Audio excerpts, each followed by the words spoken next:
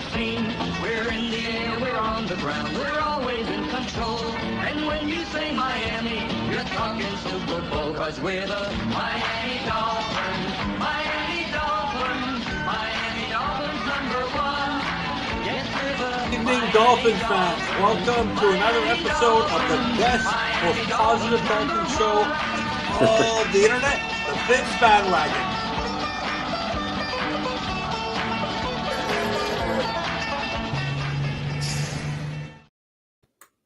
Good evening, Miami Dolphins fans. Welcome to another episode of the Fins Bandwagon. I'm your host, Evan Posner, and as of right now, I am alone, but I didn't want to miss out on having a show. Fish Tank Hank was supposed to join me, but I guess he's a little delayed as he's already in Fort Lauderdale, ready to party for the Miami Dolphins, who will be playing at 1 p.m. this Sunday, their home opener against the Denver Broncos. Don't forget to like and subscribe. Fins up, everyone. I'm going to drop the link, and anyone who wants to join, this is your opportunity to talk about anything you want about Miami Dolphins. The topic of the show today is going to be, I mentioned it was going to be talking heads, how they're all on the bandwagon all of a sudden, whether it's Keyshawn Johnson, whether it's Colin Cowherd, anyone you talk to on Get Up, ESPN, Fox Sports, Shannon Sharp, Stephen A. They're all talking Miami Dolphins. All of a sudden, they want to talk about us and how great we are. So I'm going to drop the link, and anyone who's interested in joining, I'm going to drop the link, and if you want to have a good time and just talk Miami Dolphins, feel free to join in, and you'll have your say. So let me just drop the link for everybody. There we go. Fins up, everyone. So I'll just talk about my reaction. So as you know, I'm on with Bobby and a few other guys when they can join, Brett and everybody on the post-game show. And it was a great win in New England. And obviously, it's great to be 2-0. We're the toast of the town. It's phenomenal. Couldn't be in any better spirits to be a Miami Dolphins fan after a 2-0 start.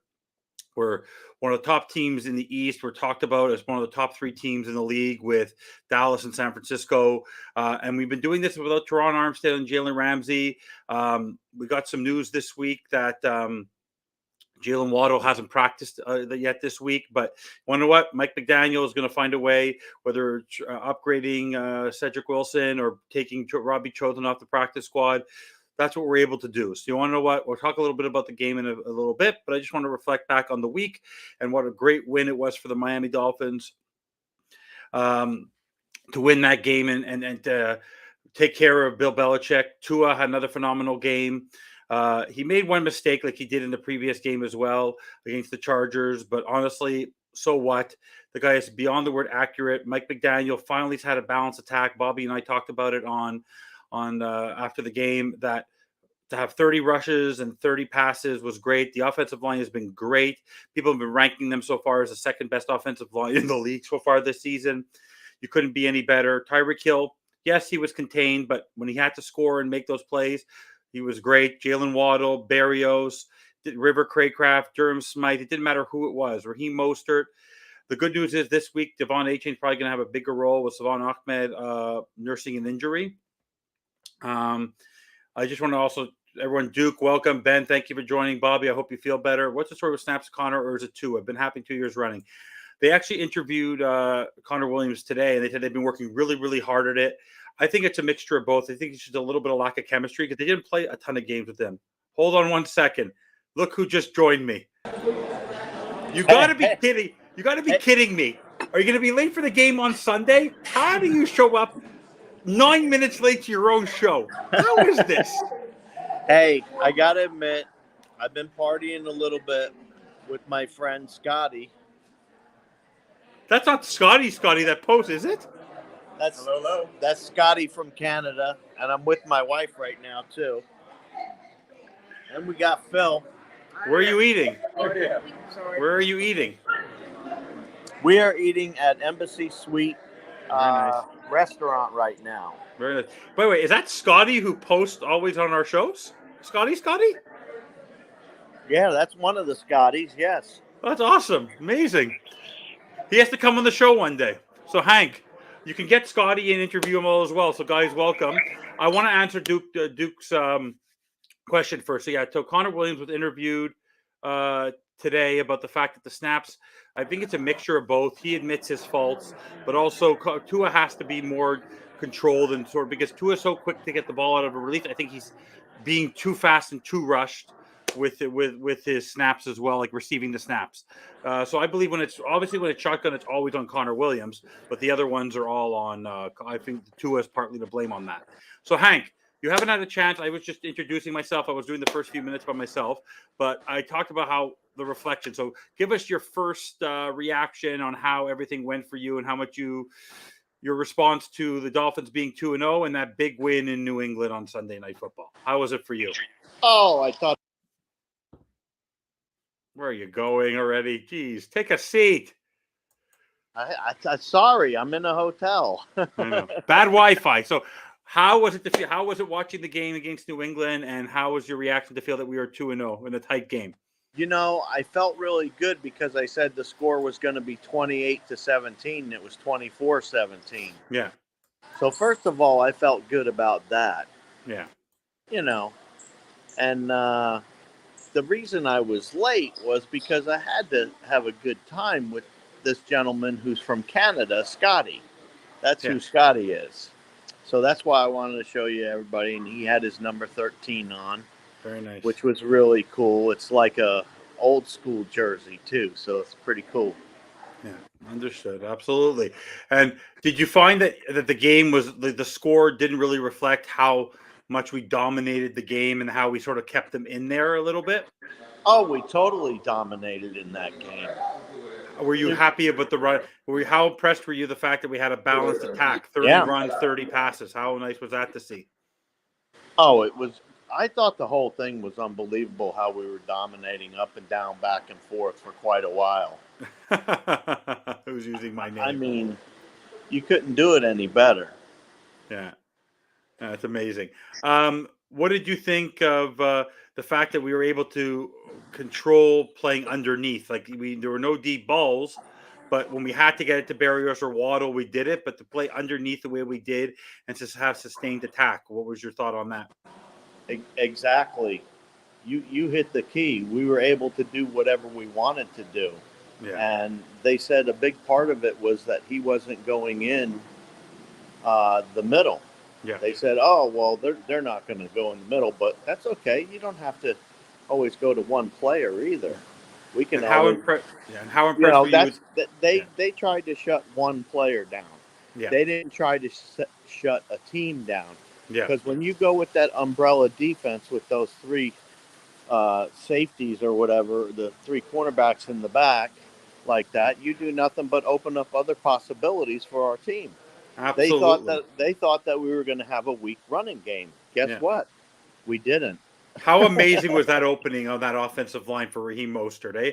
That 43-yarder. I think that was such a beautiful, beautiful play. Like Robert Hunt coming across, opening up the seam for him. It was absolutely incredible. It was absolutely incredible. Oh, when we needed it most. And that's the tenacity of the team, right?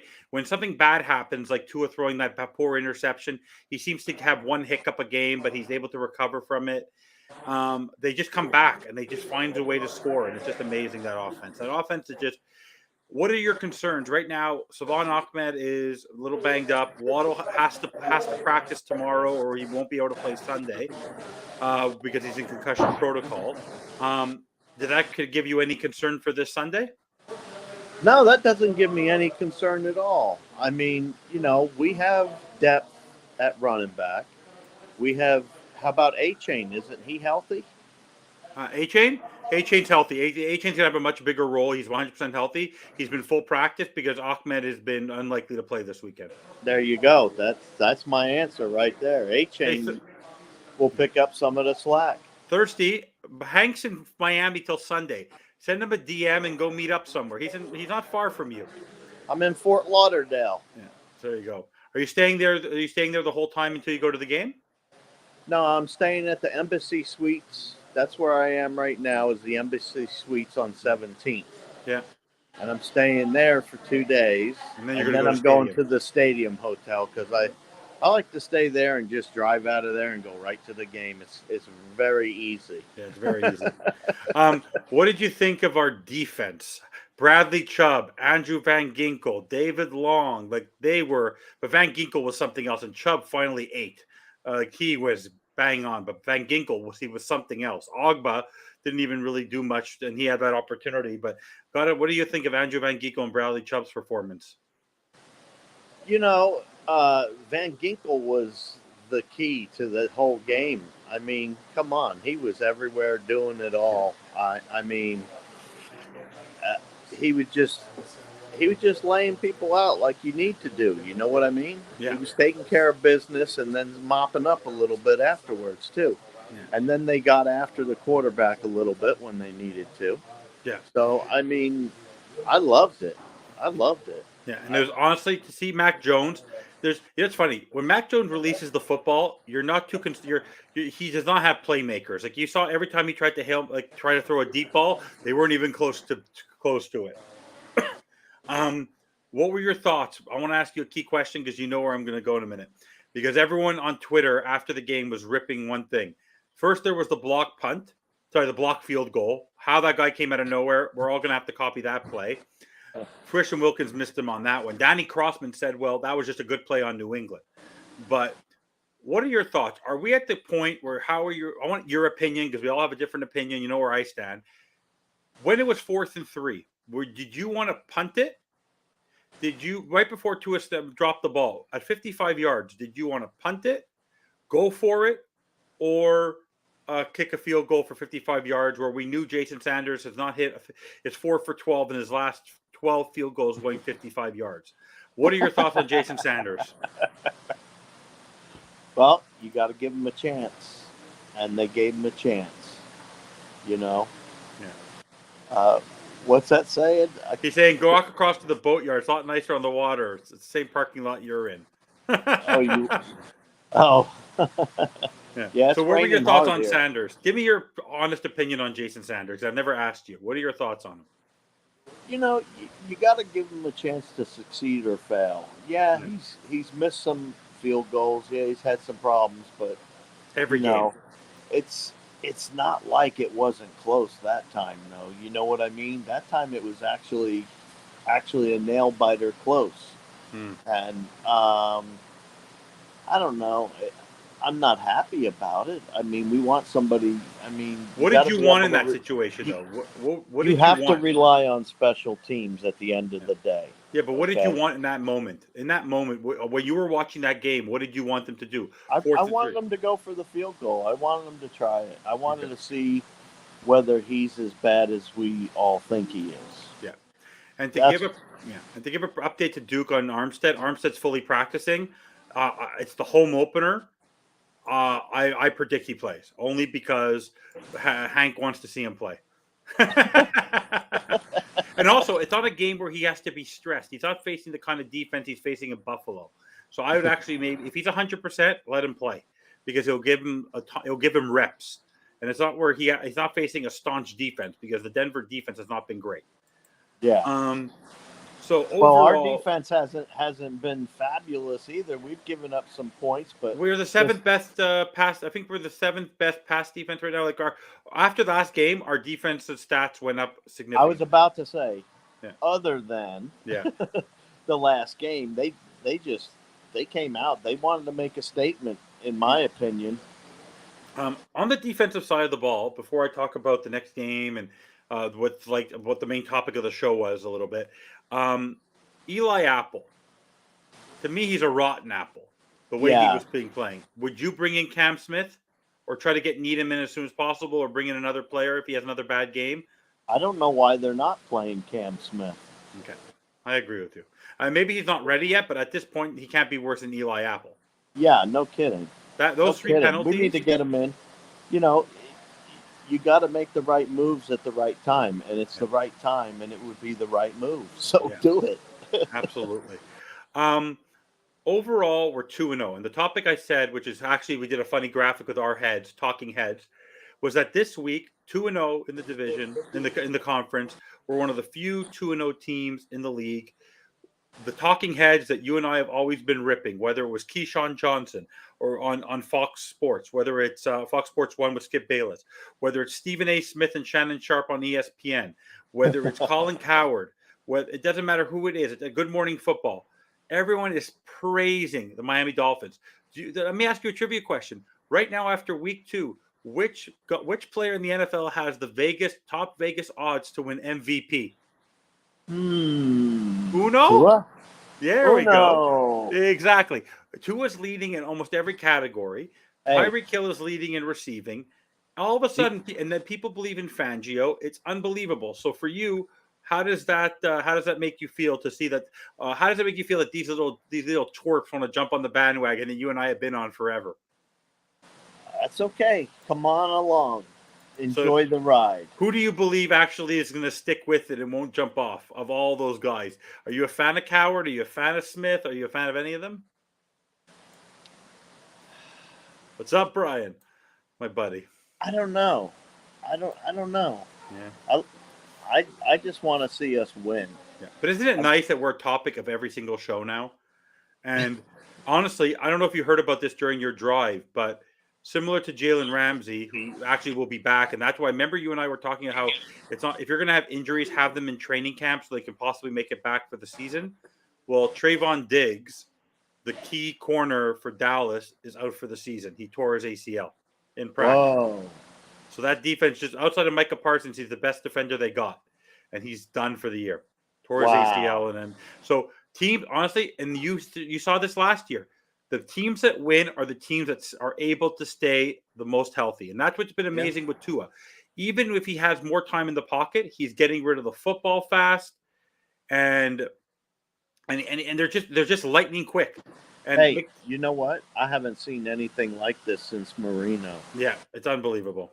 I mean, he doesn't have as strong of an arm as Marino, but I'm telling you, as fast as he's getting it out of there, that's quick. That I'm liking what I'm seeing. I mean, it's been too many years for us to have something like this going on. You know what I mean? Yeah. So it's I don't know, it's crazy. But no, honestly, I'm just happy. Right now, we have a few guys banged up, and Jalen Phillips, and we know who else is missing. By the same time, you want to know what? Our team has depth, and that's what's amazing. You don't miss Fitzmagic, Bloomer. This is one of my old friends. This is one of a buddy of mine. I made him. By the way, don't forget to subscribe to the network. We're almost about to hit 1,000, Brian. We give away a nice giveaway when we hit the next 500. No, for me though, what was the most amazing, Hank, was that I don't know when you were watching, because people like to get up, but when Mike McDaniel was interviewed at halftime, and then he's saying he's doing it and everything to all his players, and then he starts walking to the tunnel, and he starts running. This is what's amazing about this team and this coach, is that he is so much having fun. He doesn't take it too seriously, but he takes it seriously. And to be able to do that tells you something. And then at the end of the game, there's a video where you have Stephen Ross on the field and Chris Greer on the field. That's what I feel about this team right now. It's exactly what you're doing tonight. You're with your community. The Dolphins, it's unlike what we were 2 years ago, 3 years ago, 5 years ago, 10 years ago. By the way, today is the anniversary where we introduced the Wildcat with Ronnie Brown in 2008. It's actually the anniversary. We're playing a game where we introduced it. The difference in this team and the dynamic in the field, that's one thing. I didn't think we were going to lose that game no matter what. Even when we were kept it close, McDaniel said there were going to be games like this, but the effort that this team shows, they really feed off his coach. Like, he's the perfect coach. Yeah. Let me ask you a question. Yeah. Did you hear that part where Yes, McDaniel said that it was easy to beat Belichick? Yeah. He said it's easier to beat Belichick than to something with his wife. Yeah. Yeah. He said something about his wife and doing something for her, and it's like, oh yeah. He goes, this is easy compared to. By the way, we do have depth, and when I say we have depth, is that the fact of the matter is that David Long was not playing well. Van Ginkel came in, and Van Ginkel's supposed to be a depth guy. Teron Armstead's not there. Kendall Lamb comes in. Devon Achman's not there. Devon A-Chain will be there. That's my point. Brandon Jones is not there. Deshaun Elliott's there. I'm not saying we are. When Jalen Phillips was not there, we still won a football game and played better defense with him not there. So I understand we're not a fully depth team, but on Sunday we showed that the secondary players of our team worked. So that's what I'm saying. By the way, look at how many teams are struggling in this league. Look, how many teams are 0-2. Look, they put $200 million into the Chargers defense, and they're 0-2, and they've given up 30-something points a game on defense. right? Well, They put way more into their defense than we have, and they're crapping the bed. Go look at Cincinnati where they're struggling. Go look at all the teams that are 1-1. Go look at the struggles of all these teams that are that makes a difference for me. It's amazing. And I love the short passes. That's what it showed, Hank. Which the fact that Mike McDaniel is doing something he didn't do last season. He's adjusting game after game, in-game adjustments. You talked about in Fins Talk today how they could blitz early. They blitzed early. They got to Mac Jones. It was phenomenal. And in theory, we didn't give up 17 points. You know this, that the last touchdown that the Patriots scored was a completely illegal play, and the Zebras were afraid of Belichick, and they gave him the touchdown because that guy Henry was not allowed to catch that football because he was lined up as a blocker, and he went to catch the football in the end zone. He can't do that. That, and you had all these eligible receivers downfield, and half the line was downfield. What's up, Louis? Yeah, I know. And what were your thoughts on how amazing was it that the guy how amazing was it that it was a Cater Kohu? I think it was Cater.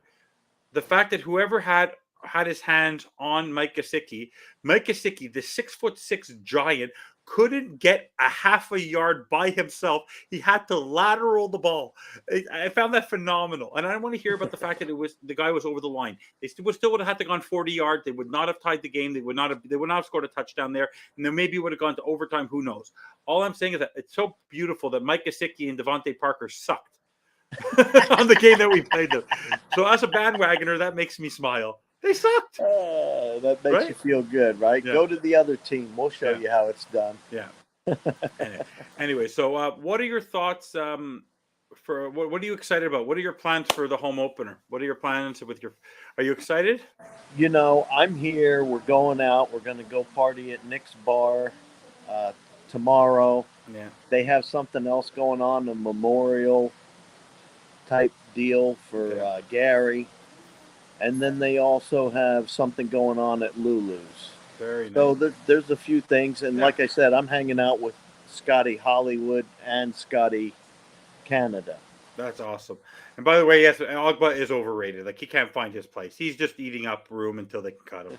I think we have some folks coming in either from UK or Britain that are going to be hanging out and partying too. No, whatever. The more the merrier, right? The more the merrier. And we have some people from California too. That's very cool. No, it's going to be amazing. Honestly, this game could be a trap game, but you want to know what? You have Vic Fangio, who knows that team. He talked about it today, where if he knows people there, great. He has memories there, but he's not treating it like a revenge game. There's memories for Mike McDaniel. Mike McDaniel started his career in Denver. Like, he was a ball boy there with Mike Shanahan. Like, that's where he started it.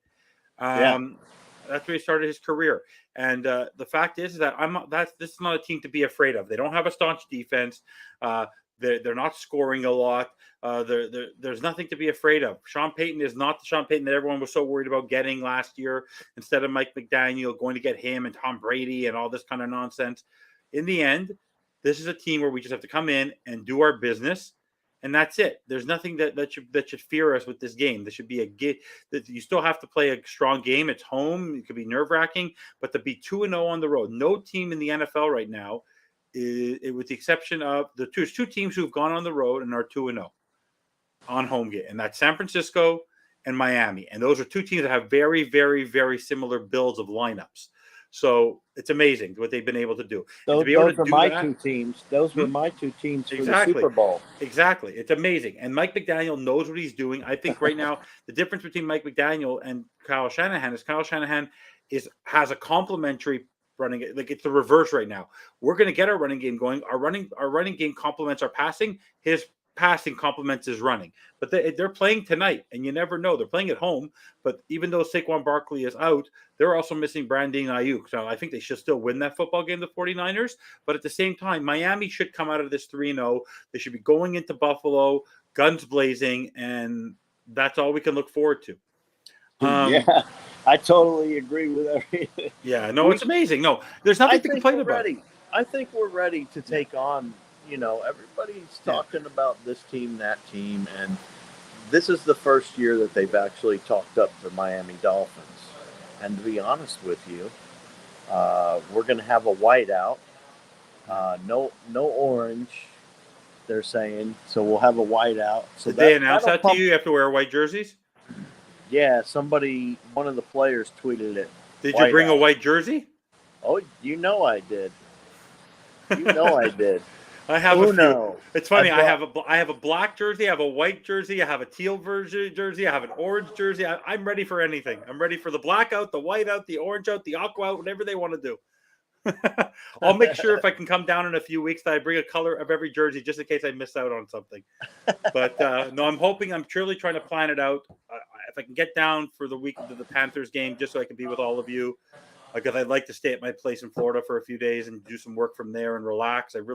I thought about going to an away game, but I go, what better time to go spend time with all of you around my birthday at my place in Florida. I can work from there and just chill and go to a game where they're expected to win and party. Because I won't be nervous at a Carolina game. I'll be nervous at a Philly game. I'll be nervous at a Buffalo game. And honestly, who wants to go to these decrepit crowds anyways? I want to go hang out with the best fans in the world. You know what I mean? The Miami Dolphins fans. Dolphin fans. And no, honestly, there's nothing to complain about. All the way up. Chris Greer said not to worry about the offensive line. It's been good. The defense has adjusted. Vic Fangio is getting his team ready. I think Van Ginkel was a great. Originally, we didn't sign him, but it was great to bring him back. Wilkins found his place last game. He had a moment with the kick, with the field goal, where he should have grabbed that guy and did not let him get past him, but it happens. It's not the end of the world. He went to go pick up the ball. Xavier Howard now catching interceptions like a ball hawk. Javon Holland doing his job. It doesn't matter. It's just great. Like, and you look at what Tua is doing. Tyreek Hill ripping the New England Patriots fans is phenomenal. Him and Micah Parsons are going at it about who's better than who. You're going to be there at that Christmas Eve game. It's going to be phenomenal in December. There's nothing you complain about. Like, just everything is just so exciting. It's lining up just like it's supposed to. Yeah, and we're not the same old Dolphins. We have a great coaching staff. We actually have a good front office. No matter how people want to rip Chris Greer, Reggie McKenzie, they've done what they have to do. And yes, it's only 2 games, but they beat 2 difficult teams that people would have easily said, had they have gone 0-2, they lost to 2 difficult teams. A team they struggled with last year that has a potent offense and supposedly a great defense. And Bill Belichick, Belichick is the GOAT. He is the GOAT of coaching. He's won 6 Super Bowls. You can't question that, even though we despise the man. And by the way, how much did you enjoy him, the little toddler, grabbing that thing out of his sock and slamming it to the ground? Like, I go to myself, that's not our coach. Our coach is going to go make a joke out of it. This guy, this curmudgeon, like, honestly, I look back and I go, we wanted a veteran head coach.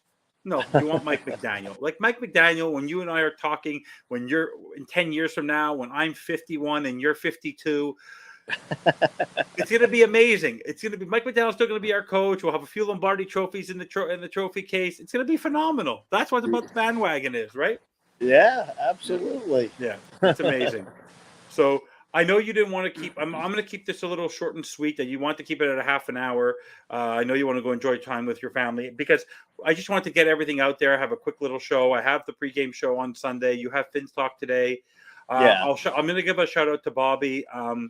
Bobby is not feeling great, and if Bobby wants me to, he has a really bad headache, and he's been fighting it. But he's amazing. He still posted the show. He prepared the graphics because he's just a team player. Guys, don't forget to like and subscribe. But if he's not feeling 100% by Saturday, I'm already offering to him that I'll step in and we'll do the preview of the game, you and I. Right on. Whoever wants to do anything, I'm always here to support the network, whatever I need to do. This is the best through the flag. Yeah, that's the thing, though. Is that everything about the Miami Dolphins right now has been fun. And that's what the bandwagon's about. This is what this show is about. This is what Hank's about. This is what I'm about. If you're not having fun, then don't stop watching football. You're missing out. You're missing the point. You're missing the point.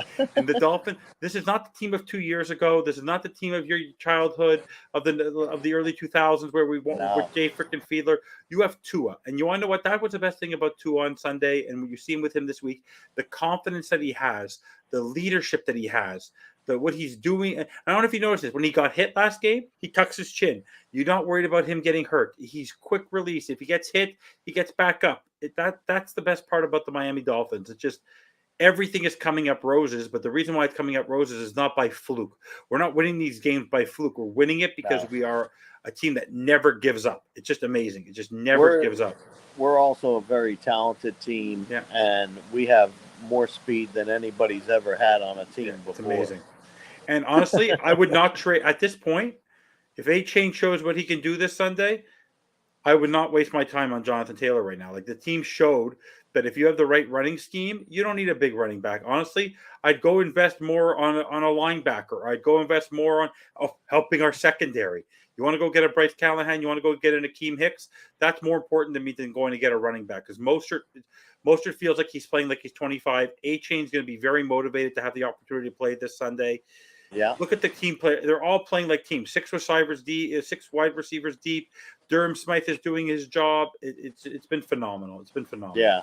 Couldn't ask for more. Ask for more. So I want everyone to thank everyone for watching the show. We made it a short show today because I want Hank to go party in Miami for all of us.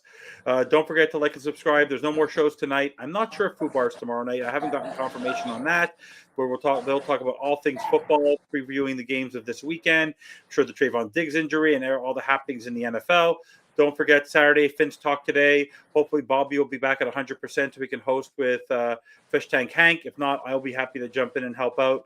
Then on Sunday morning, 11 a.m., you'll be able to catch myself and Bobby, hopefully, on the pregame show, or else we'll get somebody else to come join us. And then at 1 o'clock, you'll see Fish Tank Hank and all the Miami Dolphins faithful cheering our team on in the home opener. We're going to kick the Broncos' butt. We'll save our previews for the weekend. Hey, you never know. I might come visit you before pregame because I'll be tailgating. Oh, if you can join tailgating, I will drop you the link no matter what. You can come join and you can get everyone to party on the network. You'll do everything. That's a great idea. At 11 o'clock. What time is the pregame show? 11 a.m. There you go. Perfect. I'll drop you the link. You can gladly join the show. You can come on for off and on as much as you want. Yeah, we could do like a tailgating thing. And you guys it'd be phenomenal. And then we'll have our post-game show at 8 p.m. that night. But honestly, it's just a pleasure to be with you, Pops. Like, to talk Miami Dolphins, to have you back on the bandwagon this season. It's been phenomenal. By the way, I hope you know, and I'm making it public to you now, you're not allowed to jump off anytime soon. No, I'm not. And in addition to that, I'm sorry that I was late today. But you had a good reason. You were partying Miami Dolphins style. Yeah. So it's all good. Hey, you get to show everybody off your new tattoo at the game. It's going to be awesome. Yeah, exactly. Anyways, be safe, buddy. That's true. They're all interested in the car. Yeah, exactly. Everyone wants to take pictures with your car. By the way, I need to take a picture with your car. Hopefully I'm down there in a few weeks. So we'll have a good time. So guys, don't forget to like and subscribe, guys. Enjoy the week, enjoy the next few days. Miami Dolphins, we're going to be, no matter what, we're going to be 3-0 heading into Buffalo. We'll predict our score, but we can tell you right now we're going to be 3-0. There's nothing that will question that. So guys, like, subscribe, and as we always say, fins up. Fins up.